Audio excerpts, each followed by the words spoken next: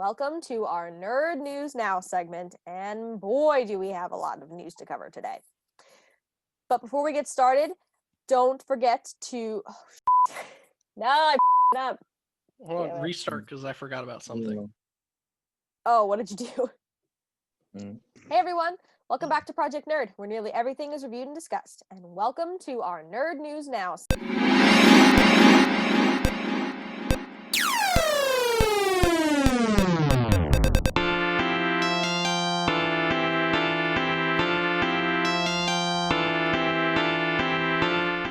Hey everyone, welcome back to Project Nerd, where nearly everything is reviewed and discussed. And welcome to our Nerd News Now segment. We are continuing our series of discussing everything that was released during the Disney dump, as I have been jokingly calling it, because they dropped the bomb on us a couple nights ago.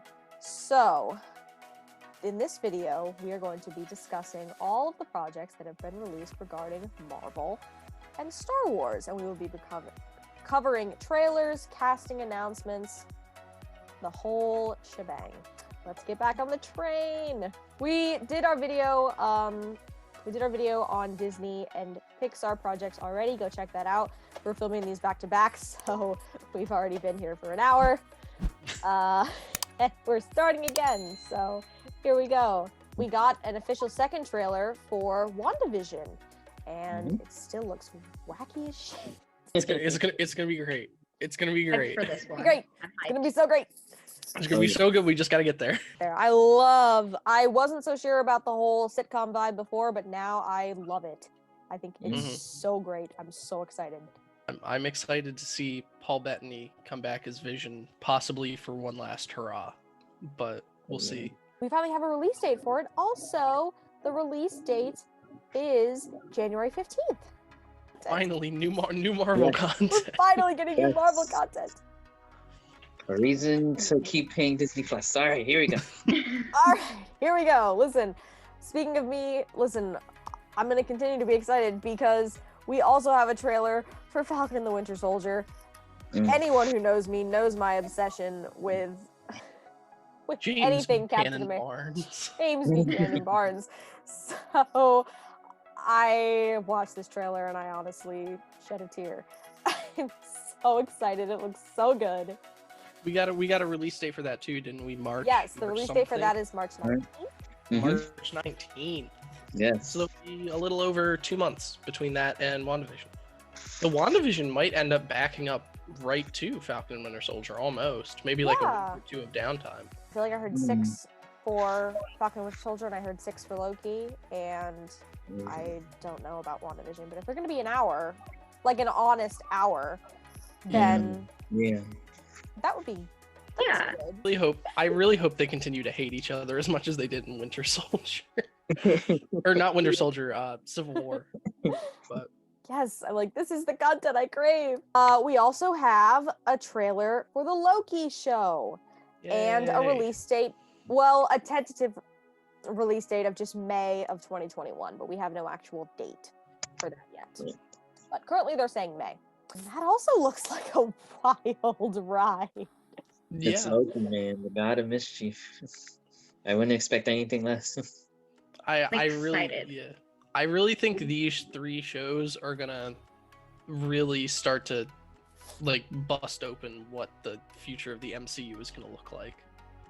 Especially because Endgame really did kind of tie everything up with a bow for everything that was started in Iron Man and that was set up in Phase 1. I feel like they need to not get their bearings again, but they need to kind of show people what the future is going to look like. And I think these 3 shows are going to do a really good job of that, especially Loki with like the time variance authority and stuff like that. Yes, we might not be touching too much on these trailers in this video, but rest assured we are going to do trailer breakdowns for each one of these trailers.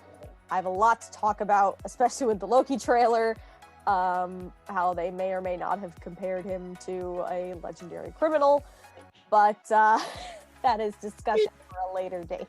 So we also got our first look at the What If series, Marvel's first animated, official canon animated TV show. That's it's one of the things that I wasn't totally sure about.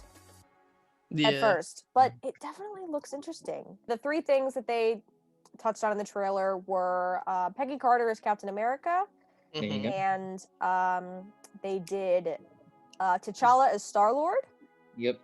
Which would be great. I am really hoping that they got Chadwick Boseman to film at least some of that before he passed away. I think if they were able to get that done, it would be amazing to hear his voice as T'Challa one last time. And the third thing we got was, I believe it was Marvel Zombies. There's a snippet of the zombie Captain America. And what I know is there was a lot of evil Doctor Strange. Like, what if Doctor Strange evil twin? Which I'm really into. I think that looks really cool. That would be honestly, I think gonna look really amazing. Yeah, I think the thing I'm most excited about in this trailer is the fact that Uatu the Watcher is now a thing. Like, they have confirmed his existence. He sounds amazing. Now they just have to put him in a movie and we'll be good. Yeah. I thought I heard he was going to narrate it. Yes, he is narrating the series, the show. Makes sense. Yeah. So that's going to be cool. And last thing we sort of got a first look at was the Miss Marvel show. Yes. And I think that's going to be fun. I know a lot. First of all, they've cast Iman Vellani. I hope I'm pronouncing that correctly. As Kamala Khan, and I think that's going to be really good. A lot of people were very excited that they cast, the appropriate person, ethnicity-wise, to play the character. Yeah. Well, lucky for you, I have read a lot of her comics, so I do know her character, and she has grown to be arguably one of my favorites in Marvel. Not gonna lie, so I'm really interested in see where they go with her character, especially since I've seen Disney putting her in new properties like after the books, like very quickly too. Like she only came out like beginning of let's see, it's 2020, so yeah, she didn't come out very long ago. But she's already been like, I've seen her in a couple of games and other TV shows, a couple, and now she's being represented in a live property, which is great. So I just hope that they keep the sort of like teenage flavor. Like, I guess you could say in one way she's kind of like Spider-Man with the whole having to juggle the responsibilities. And also another interesting thing too is the fact that she's an Inhuman in canon. So I wonder how that's gonna play out, especially since I know Inhumans didn't do all that hot. Inhumans crashed and burned. But Inhumans didn't do all that hot. So hopefully Miss Marvel, changes that a bit. Well, hopefully they can bring them back and make it work, because they are kind of a neat aspect of the Marvel universe. And I would love to see them be in something that doesn't crash and burn. Now we just have some upcoming project announcements. Some of them we're already familiar with, and some of them are brand new. So first, they announced that we are getting a sequel to Captain Marvel. Brie Larson is going to be returning. Is the Hawkeye show, the She-Hulk show, and the Moon Knight show. We've seen a lot of great set photos recently of Hawkeye. So that's making me very excited. We're getting Lucky the Pizza Dog! Pizza Dog! Pizza Dog! And Haley Steinfeld as Kate Bishop. Yes, she looks fantastic. Yes, she does. This was teased a little bit before the announcement. They had told us that Samuel L. Jackson was going to come back as Nick Fury for his own show, but we did not have a title for that, and now we do. It's Secret Invasion. So, we're getting Secret Invasion. I know a lot of people were thinking we were going to get Secret Invasion with Captain Marvel, and we didn't. But, now we are. They also said Ben Mendelsohn is coming back as Talos. Yes, he's coming back as great. Talos. I thought he was great as Talos. I always loved that. I loved that character. Yeah. He's so much fun. And seeing him at the end of Spider-Man Far From Home, too, where he was just in the car and he was like, they told me to be Nick Fury. I don't know what the fuck that's supposed to mean. But yeah, I'm really interested just to see how they're gonna make the Skrulls bad guys after Captain Marvel, and especially because Talos is still like Nick Fury's BFF. I think it's going to be some sort of like Civil War thing. Probably, between the Skrulls. Like, there's going to be a faction of Skrulls that are, not bad. good. Yeah. So they're going to have to fight against them. Announced that we are getting an Ironheart TV show. Dominique Thorne is playing Riri. Okay. Even if they're not planning on putting it out for another 2 or 3 years, I mean, just the fact that they've announced it now, I feel like is going to put people on edge a little bit. Mm-hmm. Well, and then speaking of Rhodey, I think that segues right into our next topic. That segues right into the next topic. Armor Wars? Yes. Is what they've decided to name a show for Rhodey. And I'm... Great Armor title. Wars. Good job, everybody. Great. A classic Marvel story about Tony Stark's worst fear coming true. What happens when his tech falls into the wrong hands? Haven't we already seen that? That's literally Twice. the Iron Man 3 times. Yeah. That's Iron Man 1 and Iron Man 2 and Iron Man and part of 3 and part of 3 and Age of Ultron.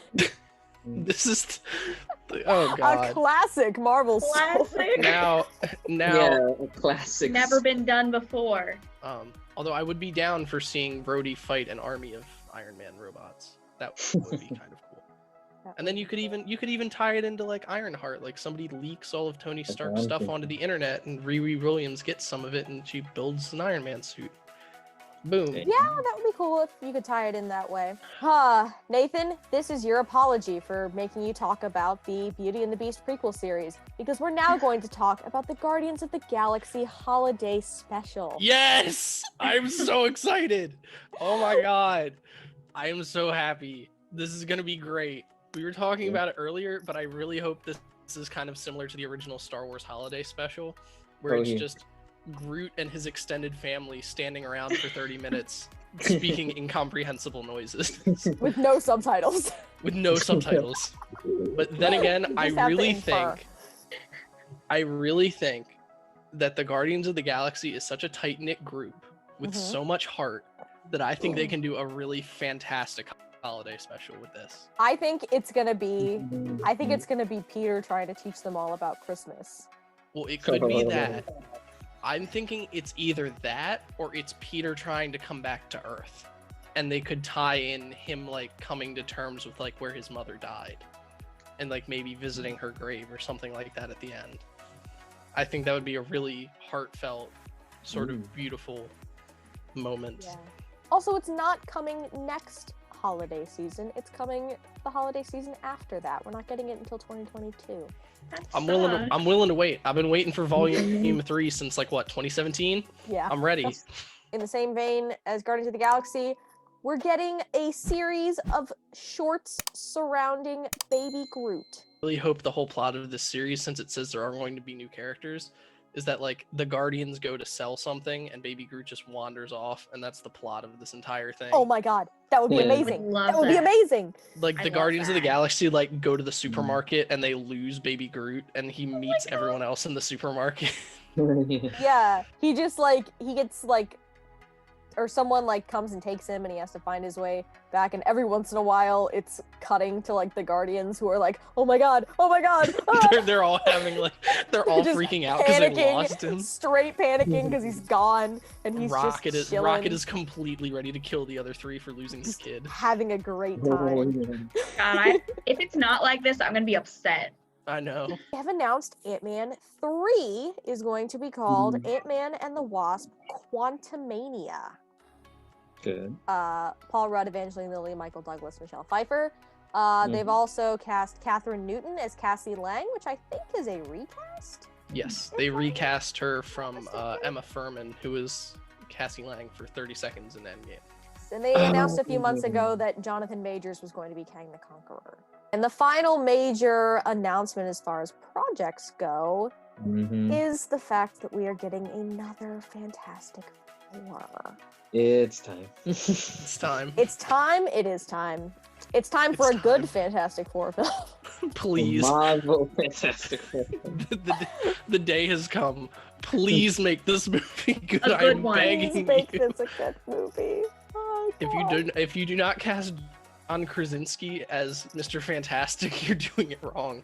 Listen, we are all still suffering from Fanforstic. Correct. All right, well, we do have some casting news to quickly touch on. They've given us a more solidified cast for Shang-Chi. News for Thor, Love and Thunder. Christian Bale has joined the cast, and he'll be playing the villain of the movie, Gore the God Butcher. More casting news for She-Hulk.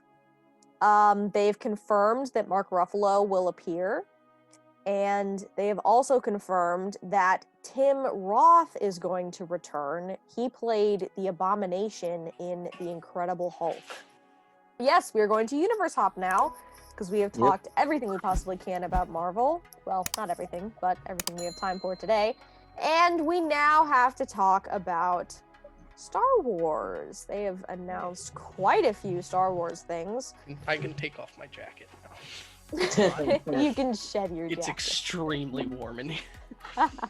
Let's start with probably the biggest news of yesterday evening, which was the fact that in the Obi-Wan show, they have dragged poor Hayden Christensen out of his grave to come back and play Darth Vader for this show.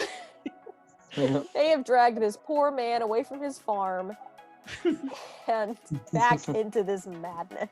It only took them 15 years to convince him to come back to this series.